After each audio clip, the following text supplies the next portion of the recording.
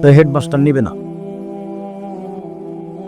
অথচ পিয়ন ঘন্টা মারার জন্য ম্যাট্রিক পাস করা লাগবে, এক গিলাস পানি নেওয়ার জন্য লাগবে, কাগজগুলো এই টেবিল থেকে ওই টেবিল দেওয়ার জন্য ইন্টার পাস করা লাগবে। তো হেডমাস্টার নিবে না কেন? দেন দেন দেখি, পা ধরে দেন। আর বক্তা দেখেন আল্লাহর হস্তে পড়তে জানে না, অথচ বলতে পারে, কি যে বলে ও নিজেও বুঝে না। অথচ জাতির সামনে বাস ভালো খাওয়া, ভালো বিদায়, ভালো সবকিছু, ভালো গাড়ি চলছে। আল্লাহ রাসূল বলছেন, আমার জীবনে বড় ভয় ভ্রান্ত আলেম ওলামা। একবার বলছেন, পৃথিবীর মানুষ শুনে রেখো, এখন তো মিনবাদি আইম্মা, আমার পরে কতগুলি আলেম ওলামা হবে, ইসতান্না বেগের সুন্নতি ওয়ায়াদনা বেগের হাদিয়াতি। আমার আদর্শ ছাড়া অন্য আদর্শ ধরে বলবে এটাই রাসূলের আদর্শ, আমার সুন্নাত বাদ দিয়ে অন্য সুন্নাত ধরে নে বলবে এটাই রাসূলের আদর্শ। ওদের দেখতে লাগবে মানুষ, ওদের অন্তর হলো শয়তানের অন্তর। মাওলানা সাহেবকে দেখতে লাগবে মানুষ, মাওলানা সাহেবের অন্তর হবে শয়তানের অন্তর। হাদিস বুখারী মুসলিম। এ কথা আমি বলিনি। আমার সাথে কথায় সাড়া না দিয়ে আপনি এক খেলে আমার দিকে চেয়ে থাকবেন, আমি আপনার কিছু না কিছু উপকার করব ইনশাআল্লাহ। বিচারের মাঠে সবচেয়ে ভারী নেকির ইবাদত হলো ভালো চাল চলন। আল্লাহ তাআলা বলেন, ইদফা বিল্লাতি হিয়া আহসান। মুহাম্মদ সাল্লাল্লাহু আলাইহি সাল্লাম সমাজে কথা বলার সময় প্রতিপক্ষ যা বলে আপনি তার চেয়ে সুন্দর বলুন। মুহাম্মদ সাল্লাল্লাহু আলাইহি সাল্লাম মানুষের সাথে কথা বলার সময় মানুষে যা বলে আপনি তার চেয়ে ভালোটা বলুন। সমান সমান বলে যে সে ভালো নয়, যে বলতে পারে আচ্ছা ভাইজান আপনি গালি দিলেন, আমি আর কি বলবো, আপনাকে আমি কিছু বলতে চাচ্ছি না, আমি গেলাম, এইটা হলো ভালো। আল্লাহ আমাদের নবীকে এটা আদেশ করলেন। আমিও জীবনে খুব চেষ্টা চালাচ্ছি, একটা হলো মানুষের প্রতিশোধ নিব না জীবনে, যে যা পারবে করুক বলুক। আর একটা, মানুষের পিছনে পড়ব না, বদনাম গীবত করতে রাজি নয়। সে আমাকে ধুয়ে ছেড়ে দিলেও আপনি যা বলেন আমি তার উত্তর দিতে রাজি নই। আল্লাহ তাআলা বলেন, ওয়াজাদিলহুম বিল্লাতি হিয়া আহসান। মুহাম্মদ সাল্লাল্লাহু আলাইহি সাল্লাম মুখামুখি কথা বলার সময়, সমাজে বাক বিতণ্ড তর্কের সময় প্রতিপক্ষ যা বলে আপনি তার চেয়ে উত্তম ভালো বলুন। মুখামুখি কথা বললেও আপনার কথা যেন তার চেয়ে বেশি না হয়।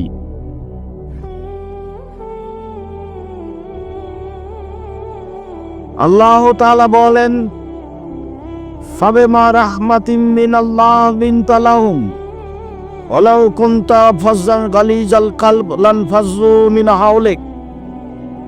মুহাম্মদ সাল্লাল্লাহু আলাইহি সাল্লাম আল্লাহর পক্ষ থেকে বড় দয়া যে আপনি নরম আচরণের হয়েছেন, আপনার স্বভাব নরম, আপনার চাল চলন কোমল, আপনি কর্কশ স্বভাবের হলে মানুষ আপনার পাশ থেকে সরে যেত, কেউ থাকতো না। শুনুন, ফাফু আনহুম, মানুষকে মাফ করুন। যা বলেছে মানুষে বলেছে ও পাগল, ওকে জিনে ধরেছে। মানুষে বলেছে বংশের জন্য কলঙ্ক, জাতির জন্য কলঙ্ক। ছি ছি ছি ছি ছি ছি ছি, এটা কথা হলো? বলছে যে একজন আল্লাহ সপ্তম আকাশের উপরে থাকে, অথচ আল্লাহ হলো 360 জন। আল্লাহ কতজন? 360 জন।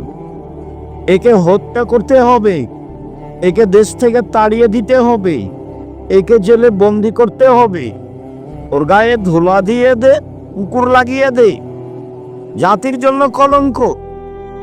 কত কি যে বলল, যা বলল আপনি মাফ করুন। এই ছেলে,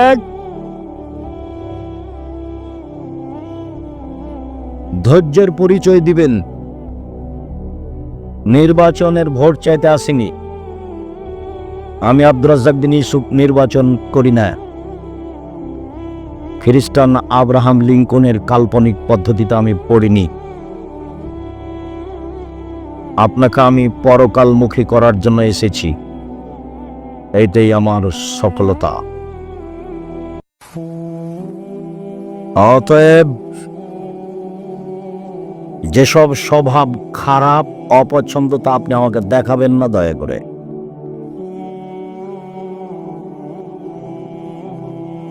মহান আল্লাহ বলেন, আস্তাগফির লাহুম, জনগণ আপনাকে গালি দিয়ে যে পাপ করেছে, সেই পাপের জন্য আপনি আল্লাহকে বলেন, আল্লাহ ওরা না বুঝা যে আমাকে গালি দিয়েছে, ওদের গুনাহ হয়েছে, তুমি ওকে মাফ করে। এর নাম চাল চলো। বলতেই পাবেন না কাউকে গালি দিয়েছে, বলতে পাবেন না, এই তুই কে রে, ওকে মারেই তো লাগে 10 তো 20 টাকা দিব, লা মারে। এগুলো হলো খারাপ স্বভাব, ঘৃণিত স্বভাব, শয়তানি স্বভাব, এগুলো নোংরা আচরণ, মুখ করবেন না। এই ছেলে, তোমাকে বলছি, তোমাকে কয়েকটা কথা বলছি, ক্ষমতা দেখিয়ে বাঁচবা না। ক্ষমতা দেখিয়ে বেঁচে থাকার কোনো লাভ নেই। মানুষের বাড়িতে কাজ করে খাও প্রয়োজনে, চকলেট বিক্রি করে খাও। আসলে আমি চকলেট বিক্রি করে খেতে বলিনি, আমি বলেছি কম পয়সার ব্যবসা করো, লোন নিতে হবে না, শ্বশুর বাড়ি থেকে যৌতুক টাকা নিতে হবে না, এ কথা আমি বলেছি। এই ছেলে, উপার্জনের 4টা পথ। একটা হলো দিন মজুরি, সন্ধ্যায় টাকা শেষ হবে। দিন মজুরির টাকা কখন শেষ হবে? সন্ধ্যায়। আর একটা হলো চাকরি, মোটামুটি 25 দিনে টাকা শেষ হবে। কারো থাকবে 2-1 5 দিন ধার কর্জ করে যাবে। 3 জমি চাষ, সমান সমান বা লস বেশি। 4 ব্যবসা। তখন আল্লাহর নবী বললেন, পৃথিবীর মানুষ শুনে রেখো, আত-তাজিরু আস-সাদিকু আল-আমিন ইয়াউমাল কিয়ামাহ মা সিয়দা সিদ্দিকুল আল-আম্বিয়া। সত্যবাদী বিশ্বস্ত ব্যবসায়ীরা বিচারের মাঠে নবীগণের সাথে থাকবেন জান্নাতে। তাহাজ্জুদ পড়ে নবীর সাথে থাকা যায় না। দিন রাত তাসবিহ তাহলিল জিকির আজকার করে নবীর সাথে থাকা যায় না। ব্যবসা এমন একটা কাজ যে সে কাজ দিয়ে কার সাথে থাকা যায় না? নবীর সাথে। আমি এ কথা বলিনি, এ কথা মুহাম্মদ সাল্লাল্লাহু আলাইহি সাল্লাম বলেছেন। তিনি বলেছেন, বিশ্বস্ত সত্যবাদী ব্যবসায়ী ওরা নবীর সাথে থাকবে।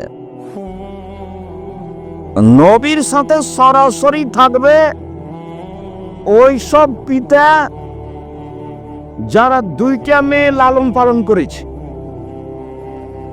বড় হওয়া পর্যন্ত, বিবাহ শাদী দেওয়া পর্যন্ত। 2টা বেটির লালন পালন করেছে, বিবাহ শাদী দিয়ে দিয়েছে। এই বাপ নবীদের সাথে জান্নাতে থাকবে। তখন তিনি এই তরজমার মধ্যমা এই 2টা আঙ্গুলকে দেখিয়েছেন, দেখো এই 2টা আঙ্গুল যেমন জমা হয়ে আছে, 2টা মেয়ের লালন পালন করবে যে বাপ, সেই বাপ আর আমি জান্নাতে এভাবে থাকব। আপনারও তো 2টা-3টা মেয়ে হয়ে যায়, বাজারে বসে আছে, বলেন কি হবে? জবাব আমাকে দিতে হবে না, জবাব আপনাকে দিতে হবে। জবাব দিতে হবেই, প্রস্তুতি নেন। আপনি বুঝতেই পারেননি যে ছেলে মেয়েকে লালন পালন করতে হয় কিভাবে। আল্লাহ নবী বলছেন যে মান কানাত লাহু সালাসা বানাত, কারো যদি 3টে মেয়ে 3টা বেটি থাকে, আল্লামাহুন্না, তাকে যদি বিদ্যা শিখিয়ে দেয়, ওয়া আদাবাহুন্না, তাকে যদি শিষ্টাচার শিখিয়ে দেয়, ওয়া জাওয়াজাহুন্না, যদি তার বিবাহ শাদী দিয়ে দেয়, ওয়া আহসানা ইলাইহিন্না, যদি তার সাথে ভালো আচরণ করে, তাহলে বিচারের মাঠে বাপ আর জাহান্নামের মাঝে মেয়েরা থাকবে, জাহান্নাম থেকে ওইদিকে, আর বাপ থাকবে এদিকে, আর মধ্যে থাকবে মেয়েরা। মেয়েরা বলবে আমার বাপকে জান্নাতে দেন, তারপরে কোন কথা। আমি এ কথা বলিনি, এ কথা মুহাম্মদ সাল্লাল্লাহু আলাইহি ওয়াসাল্লাম বলেছে। আপনি নিজে পড়তে চাইলেই আদর্শ নারী বইয়ে দেখেন, আদর্শ পরিবার বইয়ে দেখেন, উপদেশ বইয়ে দেখেন। দিন রাত এখানে সেখানে পয়সা খরচ করেন, এখন বই পুস্তক কিনেন কিনা আল্লাহই ভালো জানে। তবে মনে রাখবেন, জাতিকে কোনোদিন ফাঁকি দিনি, মুখে কলমে মিডিয়ায় জাতির সাথে আছি। জাতিকে কোনোদিন ভুল পথের দাওয়াত দিনি, কোনো স্বার্থ নিয়ে দাওয়াত দিতে আসিনি। 90 সাল থেকে মাঠে আছি, নিজ প্রয়োজন জাতির সামনে কোনোদিন পেশ করিনি। পয়সার বিনিময়ে জাতির সামনে কোনোদিন দাঁড়াইনি, জাতির কাছে কোনোদিন মাথা নত করিনি। মানুষের পয়সা নিয়ে আমাকে বাঁচতে হবে এই হিসাব আমি কোনোদিন করিনি। সম্মানিত দিনী ভাই বোন, মুখে বলেছি জাতির জন্য, কলমে লিখেছি জাতির জন্য, মিডিয়ায় এসেছি জাতির জন্য, জামিয়া সালাফিয়া বলছি জাতির জন্য, টেকনাফ থেকে তেঁতুলিয়া পর্যন্ত মক্তব গড়েছি, গর্ব ইনশাল্লাহ জাতির জন্য। আল ইতেসাম টিভি অনলাইন জাতির জন্য, আল ইতেসাম পত্রিকা জাতির জন্য। এতে আমি কোনোদিন কোনো স্বার্থ ভোগ করিনি। আমি আপনাদের জামিয়া সালাফিয়া পড়িয়া বেতন নিই না, আমি জামিয়া সালাফিয়ার কাছে ঋণী নই। আমার মনে বড় সাত। জাতির যদি রাস্তাঘাট করে দিতে না পারি, জাতির যদি স্কুল কলেজ করে দিতে না পারি, জাতিকে চূড়ান্ত সঠিক ধর্ম দিতে পারবো ইনশাআল্লাহ। ধর্মের ব্যাপারে জাতিকে ফাঁকি দিয়ে পরকাল হারাতে রাজি নই, এই জিম্মেদারি নিনি। কাজেই আপনি চাঁপাইনবাবগঞ্জ জেলার মানুষ হিসাবে, আমি আপনার জন্মভূমির জেলার মানুষ হিসাবে ভিতরে সংকীর্ণতা না রেখে কাছে এসে কিছু পরামর্শ দিবেন, ধর্মের ব্যাপারে পরামর্শ নেবেন, এটাই আমি আপনার বাড়ির মানুষ হিসাবে আমার ঐকান্তিক দাবি। সম্মানিত দিনী ভাই বোন, দেশ বিদেশের বড় বড় বিদ্বান থাকবেন সেদিন 6 তারিখ 6-7 নভেম্বর। সেদিন নিজের সম্মিলন মনে করে উপস্থিত থাকবেন। 16 থেকে 18 লক্ষ টাকা খরচ হয় এই প্রোগ্রামে। আমি জাতির সেবায় পিছে হটিনি।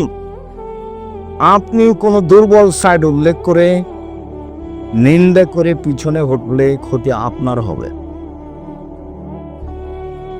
বলছিলাম, মহান আল্লাহ বলেন, মুহাম্মদ সাল্লাল্লাহু আলাইহি সাল্লাম, আপনি মানুষকে মাফ করুন। মুহাম্মদ সাল্লাল্লাহু আলাইহি সাল্লাম, আপনি মানুষের জন্য ক্ষমা চান, প্রতিশোধ নেবেন না। মহান আল্লাহ বলেন, আল্লাযীনা ইউনফিকুনা ফিস সাররাই ওয়াজ দাররাই ওয়াল কাযিমিনাল গায়জ ওয়াল আফিনা আনিন নাস, ওরা জান্নাতি এক অসচ্ছল অবস্থায় দান করে যারা, বেশি টাকা আছে 1 লক্ষ টাকা দান করে যারা, কম টাকা আছে 5 টাকা 10 টাকা দান করে যারা, তারা জান্নাতে যাবে।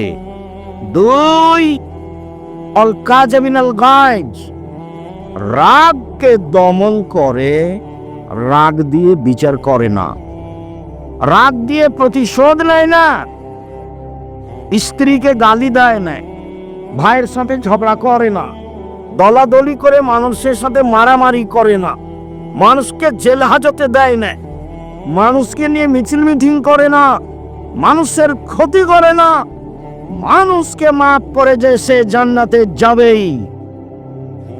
আল-আফির আনিন নাস, মানুষকে মাফ করে যে সে জান্নাতে যাবে। ধনী হোক গরিব হোক দান করে যে। 2, রাগ দিয়ে কাজ নেয় না যে। 3, মানুষকে মাফ করে যে এরা জান্নাতে যাবে। একজন সাহাবী বলছেন যে সাহাবীগণ আল্লাহর নবীকে বললেন, আল্লাহর নবী বলেন তো, মা খায়রু মাউতিল ইনসান, আল্লাহ যে মানুষকে অনেক নিয়ামত দিয়েছেন তার সবচেয়ে উত্তম কোনটি?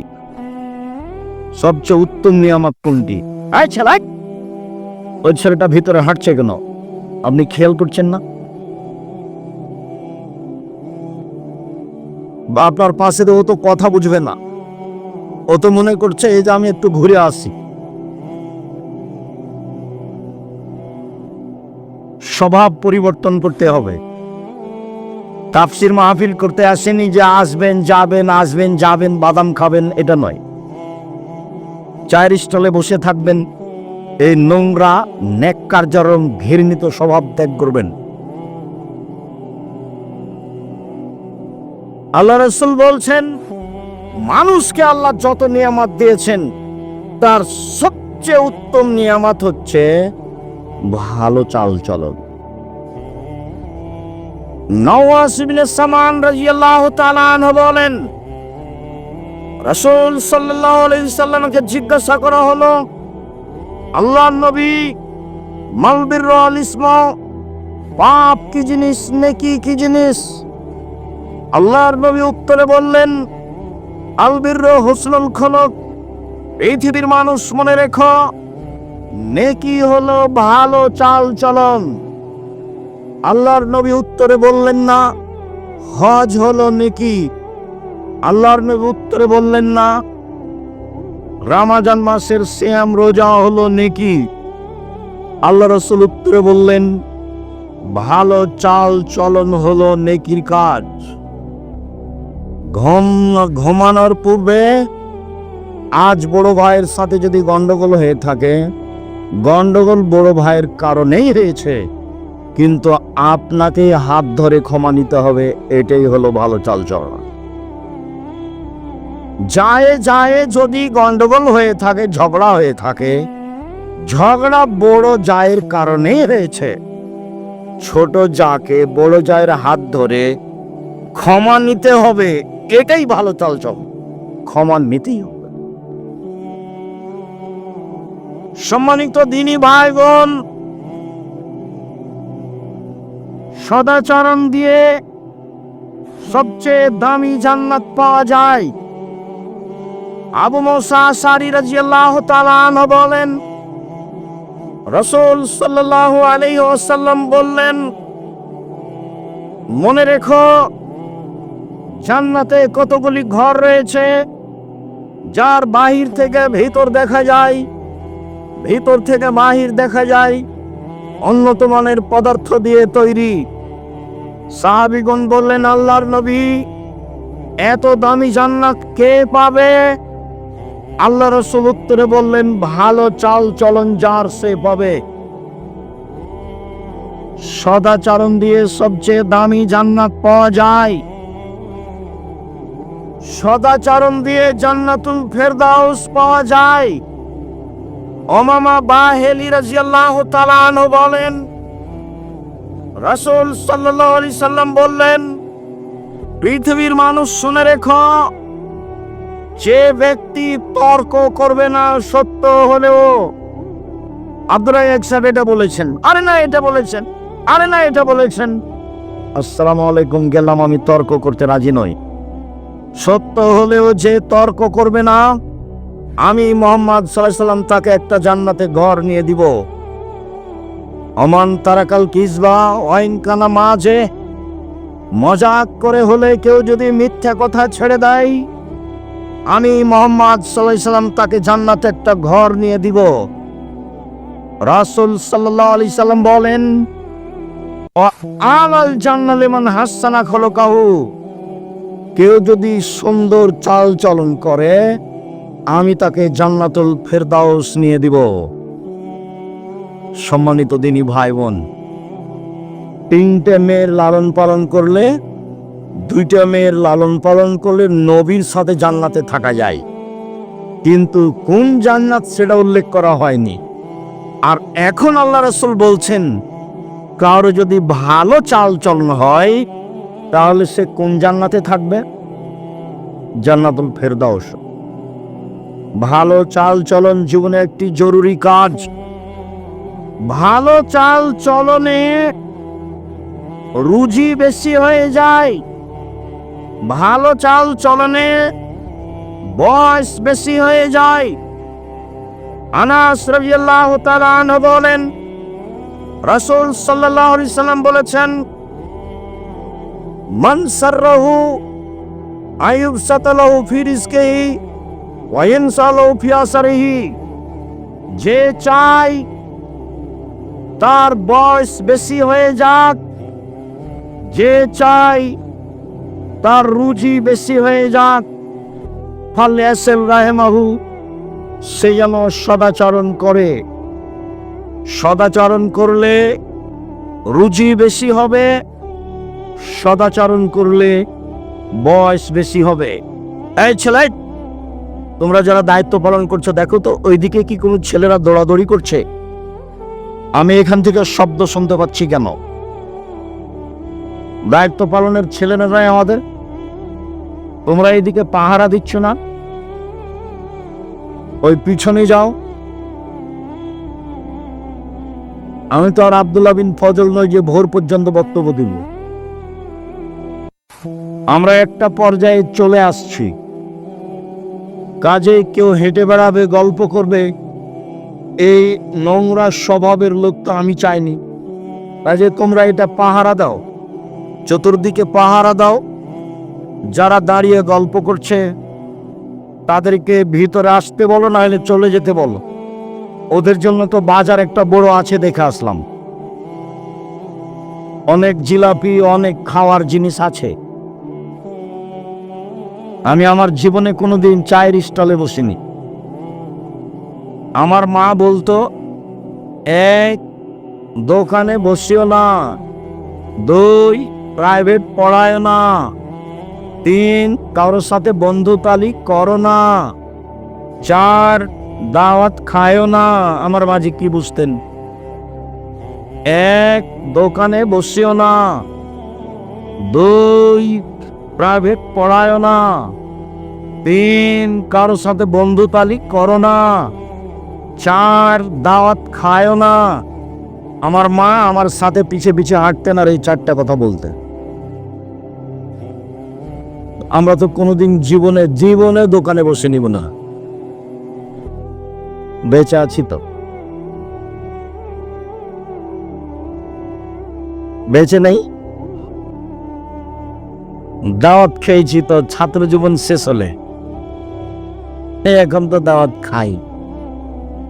তবে অনেক সময় হিসাব করি আর কি। ছাত্র জীবনে আমার মায়ের কথাটা আমি বাস্তবায়নের চেষ্টা করেছিলাম, যদিচ 4টার কারণে একটার আমার রহস্য আমার মা বলতেন যে যার সাথে দোস্তালি করেছ কয়দিন পরে ওর সাথে আর মিল খাবে না, তখন ও পেটে ছুরি দিয়ে পালিয়ে যাবে। এইটার রহস্য আমার মা বলতেন, বাকিগুলো আমার মা রহস্য বলেননি, কিন্তু বলার সময় তো এটা বলতেন এই 4টে। তার মানে দোকানে বসা স্বভাব ভালো না। এখন ধরেন আমরা এখানে কথা বলছি, যারা দোকানে দাঁড়িয়ে আছে গল্প করছে, ওকে যদি বলা হয় আপনি কি ভালো হতে, বলবে না আমিও গরু ছাবি, পশু প্রাণীর মতো। বুঝে না ওরা, অন্তর আছে বুঝে না, দেখে না ওরা, চক্ষু আছে দেখে না, শোনে না ওরা, কান আছে শোনে না, একা কালানান, তারা পশু প্রাণীর মতো, তারা গরু ছাগলের মতো, তারা কুকুর শ্রীগের মতো, বালহুম আজাল, বরং তারা তার চেয়েও খারাপ, পশু প্রাণীর মতো, গরু ছাগলের মতো। এই স্বভাব কেন হবে? আমি অবশ্য অনেকখানি ভাবি মাঝে মধ্যে। জীবনে একটা চেষ্টা চালিয়েছি 90 সাল থেকে, সেটা হলো জাতিকে বলতে চেষ্টা করেছি এই দেশের মাটিতে 95% জন বক্তা আছে মিথ্যু। এটা আমি জাতিকে জানাতে চেয়েছি। 98% জন মুফাসসির মিথ্যু। বলতে চেয়েছি এই দেশের মাটিতে প্রায় 3 লক্ষ জালদি হাদিস আছে মিথ্যা। আমার বাসায় আছে 10,000। আমার বাসায় কতটি আছে? 10,000। ধর্মের নামে মিথ্যা কথা আছে, এই কথা আমি বলতে চেয়েছি। তাতে দেশবাসী বুঝেছে যে ধর্মের নামে মিথ্যা কথা আছে। মানুষ মরে, যান যায়, তার পাশে বলতে হবে লা ইলাহা ইল্লাল্লাহ। আল্লাহ নবী বলেছেন, মান কানা আখিরু কালামিহি ফাদাখালাল জান্নাহ, মান কানা আখিরু কালামিহি লা ইলাহা ইল্লাল্লাহ ফাদাখালাল জান্নাহ। যার শেষ কথা লা ইলাহা ইল্লাল্লাহ হবে, সে জান্নাতে চলে যাবে। সূরা ইয়াসিন পড়তে হবে মরস ব্যক্তির পাশে বা মরার পাশে, যা হাদিস জাল। মানুষ করছে, আহলে হাদিস মানুষ করছে। লাশকে চিৎ করে রাখা যাবে না, কাত করে শুয়ে রাখতে হবে। বুকের উপরে হাত রাখতে হবে না, পাশে হাত রাখতে হবে। মানুষ মারা গেছে, অজু গোসলের সময় মোচ কাটা যাবে না, হারাম। পরিষ্কার পরিচ্ছন্নতার কাজ করা যাবে না, নখ কাটা যাবে না, পেট চেপে পেশাব পায়খানা বের করা যাবে না, সব হারাম। শ্বাস বন্ধ হয়ে গেছে, সব বিধান বন্ধ। অজু দিয়ে গোসল দিতে হবে মাত্র, এইটুকু ছাড়া আর কিছু নেই। লাশকে সামনে রেখে নেতারা ধারাবাহিক বক্তব্য দিচ্ছে, এই বক্তব্য হারাম। এমন কোন মায়ের বেটা জন্ম নেয়নি পৃথিবীর ইতিহাসে যে লাশকে সামনে রেখে বক্তব্য দিতে হয় তার প্রমাণ দিতে পারে। ধর্ম বিকৃত করেছে হুজুরি। আমি উপস্থিত হব তোমাদের জানাজায়, তখন দেখি কোন নেতা কথা বলে, বলায়ও তো দেখি। এত বড় নেতা কে জন্ম নিয়েছ? তোমাদের এলাকায় ওরকম পরিবেশে একদিন আসে আনতে এসেছিলাম। মৌলানা সাহেবের জানাজা, ডক্টর আসাদুল্লাহ গালেব জানাজা করেছিলেন, এই যে আরে আলাদিপুর মাদ্রাসার মৌলানা শামসুদ্দিন সাহেব। আমরা সেদিন ছিলাম। জানাজার সময় ডক্টর সাহেবই তো জানাজা পড়ালেন। এমন তো দুঃসাহস কেউ করে না, করে সে কিছু করবে এটা আমি ধারণাও করি না। তার মানে কোন এমপি মন্ত্রী, কোন চেয়ারম্যান মেম্বারের অধীনে আমি জামিয়া সালাফে চালাই না। জামিয়া সালাফে বৈদেশিক পয়সা দিয়ে চলে না। জামিয়া সালাফে কোনো বড় ধরনের বিত্তশালী দিয়ে চলে না। জামিয়া সালাফে কোনো লোকের কথা দিয়ে চলে না। জামিয়া সালাফে কোনো কমিটি দিয়ে চলে না। জামিয়া সালাফের তো সৈন্যের উপরে আছে, মাসে 40 লাখ টাকা বেতন লাগে। কেউ ক্ষমতা দেখে একটা কাজ করে নিবে, এমন দুঃসাহস মাটিতে নেই কেউ। এমন দুঃসাহসের মানুষ মাটিতে নেই। আমার জীবনে আমি কোনোদিন বক্তব্য দিতে গেছি কোনো মসজিদে, কোনো জায়গাতে, ওর কথা অনুপাতে বক্তব্য দিতে হবে 90 সাল থেকে এখন পর্যন্ত কোনোদিন ঘটেনি। সম্মানিত দিনী ভাই বোন, এই জন্য আমি দাবি রাখি যে আমি আব্দুর রাজ্জাক বিন ইউসুফ কোনো এলাকায় গেলে সে এলাকার ভাই বোন আত্মীয় স্বজন মানুষজন সবাই আসবে, এমনকি হিন্দু আসবে, আমি তার কিছু না কিছু উপকার করবই করবো ইনশাআল্লাহ।